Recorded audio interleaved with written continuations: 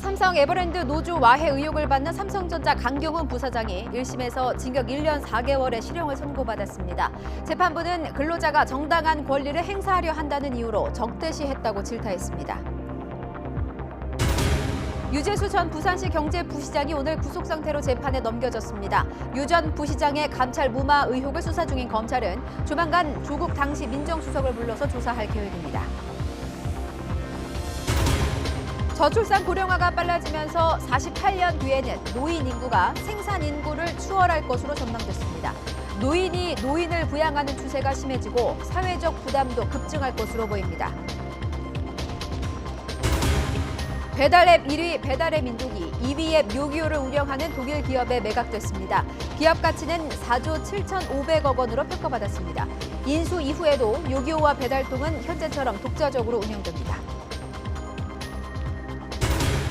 우리 군의 새 전략 무기인 F-35 스텔스기 도입이 완료됐습니다. 공군은 이전과 달리 전략화 행사를 비공개로 치르기로 했습니다.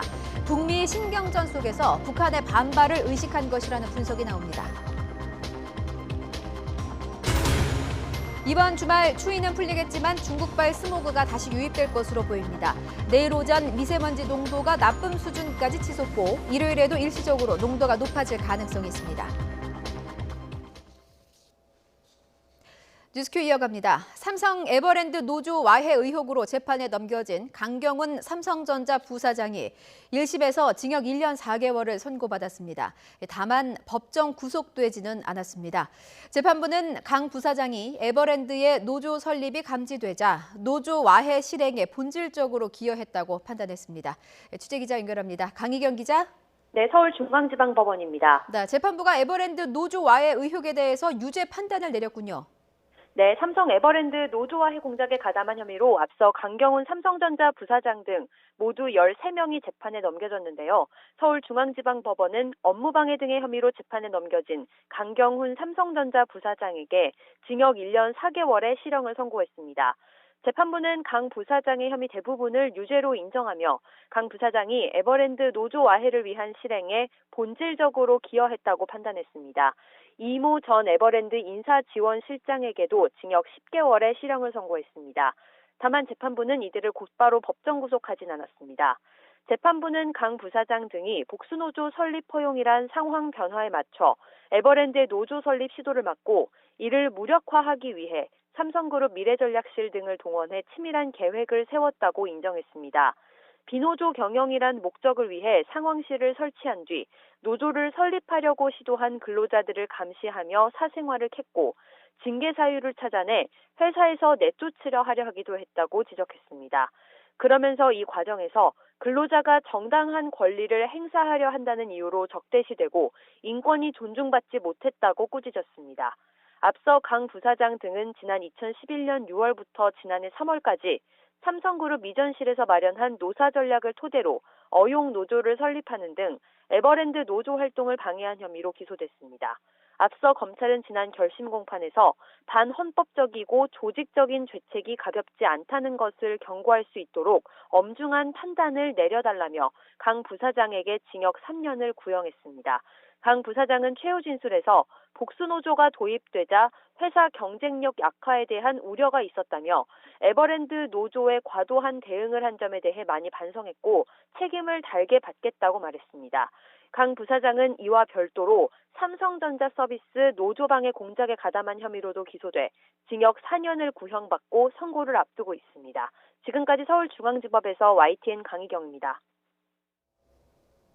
자유한국당이 12월 임시국회 회기 결정을 위한 안건에 필리버스터를 신청하면서 오후 3시로 예정됐던 본회의가 열리지 않고 있습니다.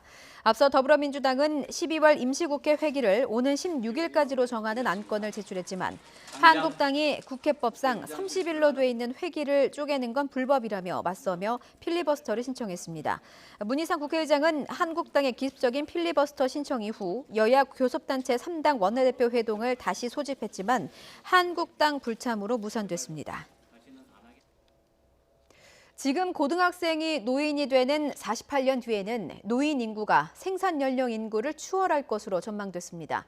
현재도 일어나고 있는 일이지만 고령층이 더 나이 많은 부모 계층을 부양하는 추세가 훨씬 더 심해질 것으로 보입니다. 김평정 기자의 보도입니다. 저출산 고령화가 이미 익숙한 시대가 됐지만 그 속도를 현실에서 체감하기란 쉽지 않습니다. 그래서 정확하게 파악하기 위해 보통 전체 인구에서 노인 인구가 차지하는 비중을 따져봅니다. 65살 이상을 노인으로 규정하고 비중을 추산하면 내년에는 15.7%로 예상됩니다.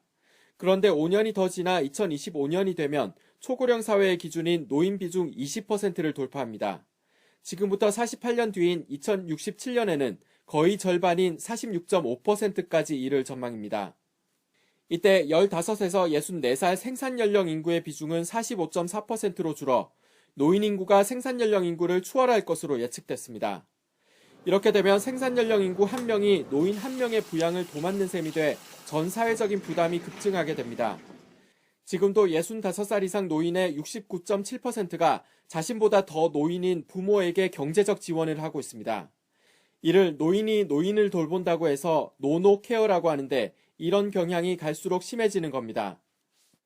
경제력 차이에 따라 노후 생활의 질도 영향을 받아 소득 상위 20%의 기대 수명은 85살가량으로 하위 20%의 79살보다 6년 정도 더 오래 살았습니다. 이와 함께 국민의 14%는 가족과 접촉이 없는 사회적 고립 상태로 조사됐고 가족 이외 사람과 접촉이 없는 경우도 3%였습니다. YTN 김평정입니다. 우리나라 겨울 날씨의 특징은 사흘은 춥고 나흘은 포근해서 삼한사온으로 불립니다. 그런데 최근에는 추위와 미세먼지가 번갈아 나타나며 삼한삼이라는 용어까지 등장했습니다. 김진두 기자입니다. 이번 겨울은 추위와 미세먼지가 반복적으로 나타나고 있습니다. 12월 시작부터 찾아온 한파는 7일까지 이어졌습니다. 이후 짙은 미세먼지가 나흘간 이어진 뒤 다시 추위가 몰려오며 해소됐습니다. 겨울철 날씨의 대명사이던 삼한사온 대신 삼한삼이라는 말이 등장한 이유입니다. 특히 한파가 극심했던 지난해는 일주일은 춥고 일주일은 미세먼지가 심해 칠한칠미라는 용어가 등장하기도 했습니다. 미세먼지는 기온이 오르고 대기가 안정되면서 서풍이 불 때 짙어집니다. 하지만 한기가 밀려오며 바람이 강해지면 사라지는 특징을 지닙니다. 이번 주말과 휴일 추위는 주춤하겠습니다. 대신 서풍이 불며 중국발 수모구가 유입돼 일시적으로 초미세먼지 농도가 높아질 것으로 보입니다. 특보가 내려질 정도로 짙어지지는 않겠지만 노약자나 호흡기 질환자는 주의해야 할 것으로 보입니다. YTN 김유두입니다. 오늘 오후 4시쯤 경기도 안양시 비산동에 있는 부흥초등학교 옥상에서 불이 나 15분 만에 꺼졌습니다. 이 불로 다친 사람은 없었지만 학교 안에 있던 선생님과 학생 등 120명이 긴급 대피하는 소동이 벌어졌습니다. 경찰과 소방당국은 공조기에서 불이 시작된 것으로 보고 정확한 화재 원인을 조사하고 있습니다. 배달앱 1위, 배달의 민족 운영사 우아한 형제들이 요기요를 운영하는 독일 기업과 합병했습니다. 국내 토종 IT 벤처기업의 인수합병 규모로는 가장 큰데 함께 아시아 배달 시장을 석권하겠다는 구상을 밝혔습니다. 박소정 기자가 보도합니다. 지난 2010년에 등장한 배달의 민족. 5명으로 시작한 업체 우아한 형제들이 만든 배달앱은 매출 3,200억 원에 이르는 IT 기업으로 발돋움했습니다. 이렇게 국내 배달 시장을 장악한 배달앱 1위 업체가 독일 상장 기업에 인수됩니다. 배달앱 2위 요기요를 운영하는 독일의 딜리버리 히어로가 사들이기로 한 겁니다. 평가 금액은 우리 돈으로 4조 7,500억 원. 국내 IT 벤처 기업의 인수 합병 가운데에서는 가장 큰 규모입니다. 대표님만의 그런 경영의 그런 능력이나 이런 부분을 딜리버리 히어로에서 많이 인정을 해줘서 저희가 아시아로 진출을 할 때 저희가 가지고 있는 강점들을 최대한 활용을 해서 저희가 아시아 11개국 이상으로 저희가 또 운영을 할 수 있고 두 기업은 앞으로 우아 DH 아시아라는 합작사를 세워 아시아 시장에 진출하기로 했습니다. 싱가포르, 타이완, 홍콩 등 다른 나라에서도 배달의 민족이라는 국내 토종 상표를 그대로 씁니다. 딜리버리 히어로는 배달의 민족이 한국 시장에서 성공한 경험과 노하우를 높게 평가한다면서 이제는 아시아 전역에서 경영 노하우를 발휘하도록 지원하겠다고 언급했습니다. 다만 국내에서 달라지는 건 없습니다. 배달의 민족과 625, 배달통 등 앱 서비스는 합치지 않고 현재처럼 독자적으로 운영합니다. 이와 함께 두 기업은 기금 5천만 달러를 조성해 한국에서 성공한 음식점이 해외로 진출할 때 현지 컨설팅이나 기술 개발 등을 돕겠다고 밝혔습니다. YTN 박소정입니다. 청와대 하명 수사 의혹을 수사하는 검찰이 지난해 지방선거를 앞두고 김기현 전 울산시장 관련 수사를 맡았던 당시 울산경찰청 수사과장을 불러 조사했습니다. 소환에 응하지 않고 있는 다른 경찰 관계자들에게도 거듭 출석하라고 통보하면서 과거 수사 경위를 밝히는 데 수사력을 모으고 있습니다. 박서경 기자의 보도입니다. 검찰이 경남 지역 경찰서장인 A 총경을 피고발인 신분으로 불러 조사했습니다. 황운하 대전경찰청장이 울산청장이던 시절 수사과장을 지낸 인물입니다. 백원우 전 청와대 민정비서관 휘하 특별감찰반원이던 정모 총경과는 경찰대 동기로 김 전 시장 수사를 앞둔 지난해 1월 고래고기 사건과 관련해 울산에 내려왔다는 정 총경과 만난 인물로 지목됐습니다. 당시 A 총경은 하명 수사 의혹이 제기된 김기현 전 울산시장 동생과 측근 비리 수사를 지휘하고 있었습니다. 검찰은 A 총경을 상대로 정 총경을 만난 이유와 당시 첩보를 전달받아 수사에 나선 경위 등을 추궁한 것으로 전해졌습니다. 앞서 김 전 시장은 라디오 방송에서 고래고기 사건 때문에 울산을 다녀갔다는 정 총경이 A 총경을 만난 것은 하명 의혹을 뒷받침하는 증거라고 주장했습니다. 고래고기는 형사과장이 수사하는 사람이죠. 왜 그 김기현이 수사하는 수사과장을 만나고 갑니까? 같은 방송에서 설전을 벌인 황 청장은 첩보 이첩에 한 달이나 걸렸는데 기획된 하명 수사 일수 없다고 맞받았습니다. 그 반나절도 안 걸리는 거거든요. 인수인계하고 뭐 어쩌고 한다고 그러면 3달 넘게 걸렸다 하더라고요. 그게 가능합니까? 하명 수사라면? 검찰은 출석 요구에 소환에 응하지 않고 있는 당시 울산경찰청 수사팀 관계자 7, 8명에게도 주말까지 나와 조사받으라고 거듭 통보했습니다. 김기현 전 시장 의혹 수사 책임자 소환을 시작으로 지난해 경찰의 수사 착수 경위와 과정을 밝히는 검찰 수사가 속도를 낼 전망입니다. YTN 박서경입니다. 금융위원회 재직 시절 업체로부터 금품을 받은 혐의로 구속된 유재수 전 부산시 경제부시장이 재판에 넘겨졌습니다.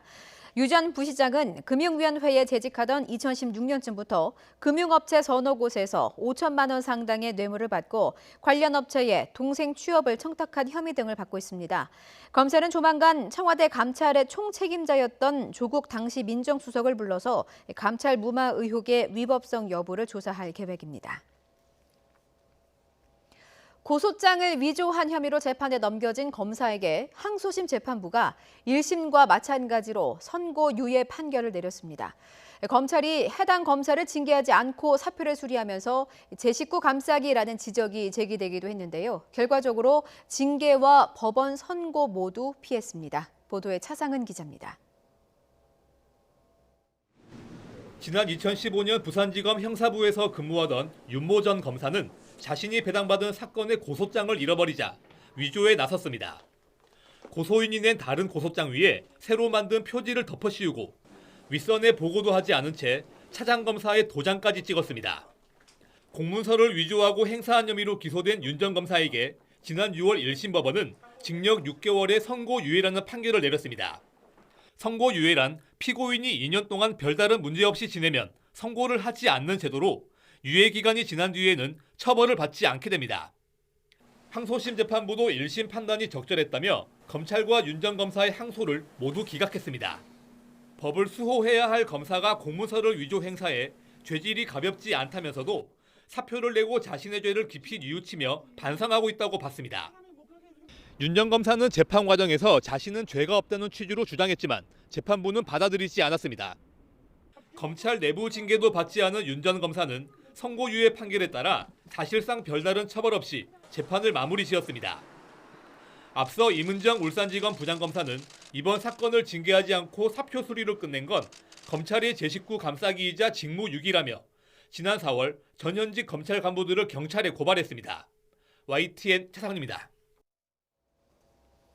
우리 군의 새로운 전략 무기로 꼽히는 F-35A 스텔스 전투기가 5회분 도입을 완료했습니다. 임성호 기자가 보도합니다. 지난 2008년 우리 군의 주력 전투기인 F-15K 슬램 이글의 전략화 행사 모습입니다. 대대적인 공식 기념식과 함께 F-15K 전투기들이 직접 편대 비행하는 모습도 선보였습니다. 오늘 임무를 성공적으로 수행한 조종사와 정비사에게 큰 축하와 격려의 박수를 부탁드립니다. 전략화 행사는 작전 체계를 완비하고 언제든 출격해 임무를 수행할 수 있다는 것을 국민에게 알리는 행사입니다. 올해 처음 도입된 F-35A 전투기는 적의 레이더를 뚫고 은밀히 침투해 목표물을 타격할 수 있는 최신의 스텔스기로 지금까지 13대가 도입된 것으로 전해졌습니다. 하지만 이전과는 달리 공식적인 전략화 행사는 볼 수 없게 됐습니다. 공군은 오는 17일 청주 공군기지에서 열리는 F-35A 전략화 행사는 비공개로 치르기로 했다고 밝혔습니다. 앞서 F-35A가 충분히 홍보된 데다 국가 전략 자산인 만큼 고도의 보안성이 필요하다는 것이 이유입니다. 실제로 지난 10월 열린 국군의 날 행사와 서울국제항공우주방위산업전시회에서 일반에 공개되기도 했습니다. 공식 행사에서 최초로 공개되는 F-35A 스텔스 전투기가 진입하고 있습니다. 하지만 연말을 앞두고 고조되는 북미 신경전과 함께 북한의 반발을 의식한 것이 아니냐는 지적도 나옵니다. 북한이 그동안 F-35A 전투기 도입과 관련해서 공공연한 위협이자 도발이라며 민감한 반응을 보여온 점을 감안한 조치라는 겁니다. 앞서 한미 군 당국이 연합훈련을 축소하거나 취소하는 등 대북 노후키 전략을 구사해온 것도 북미 협상의 틀을 감안한 조치였습니다. 군 당국은 그러나 이와는 별개로 오는 2021년까지 F-35A 스텔스 전투기 40대의 실전 배치는 예정대로 완료할 계획이라고 강조했습니다. YTN 임성호입니다.